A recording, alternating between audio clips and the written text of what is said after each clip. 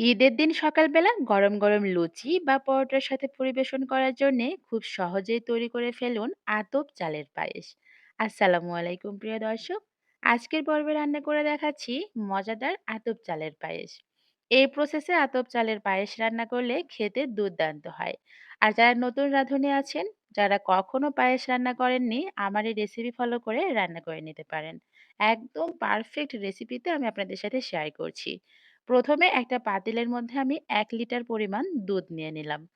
আর medium হিটে দুধটাকে ভালো করে বলক উঠিয়ে নিতে হবে। ২ টা বলক উঠে গেলে এখন আমি এর মধ্যে দিয়ে দিচ্ছি ২ টা সাদা এলাচ আর সাথে দিয়ে দিব ১ টা তেজপাতা। আমি তেজপাতাটা মাঝখানে ফালি করে ব্যবহার করেছি। এখন আমি আরো ৪ থেকে ৫ টা বলক উঠিয়ে নিব। দুধটা যত ভালো করে জাল করা হবে, পায়েসের স্বাদটা ততটাই বৃদ্ধি পাবে। দিয়ে দিচ্ছি এখানে আতপ চাল। আমি আতপ চালগুলো মোটামুটি ২০ মিনিটের মতো ধুয়ে পানিতে ভিজিয়ে রেখেছিলাম। এর কারণে চালগুলো খুব তাড়াতাড়ি কিন্তু সেদ্ধ হয়ে যাবে। ঢাকনা দিয়ে ঢেকে মিডিয়াম হিটে ১০ মিনিটের মতো রান্না করে নিব।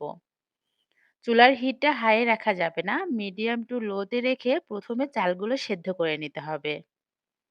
আমি একটু চেক করে নিচ্ছি। যখন দেখব চালগুলো মোটামুটি সেদ্ধ হয়ে গিয়েছে, এ পর্যায়ে একটা ঘুটনির সাহায্যে আমি চালগুলোকে একটু ভেঙে দিচ্ছি। যেহেতু এটা আতপ চাল, আতপ চালগুলো কিন্তু একটু মোটা হয়। এইজন্যই আরকি ঘুটনি দিয়ে ঘুটে দিচ্ছি। একদম ভেঙে দিব না, আধ ভাঙা করে আমি চালগুলো ভেঙে দিচ্ছি। এ পর্যায়ে কিন্তু খুব সুন্দর হয়ে পায়েসটা ঘন হয়ে এসেছে। এখন দিয়ে দিচ্ছি এখানে কোরানো নারকেল কুচি। নারকেল কোরানো দেওয়ার কারণে পায়েসের স্বাদটা কিন্তু খুবই ভালো আসে। আর দিয়ে দিচ্ছি আমি এখানে ১ কাপ পরিমাণ গুঁড়া দুধ।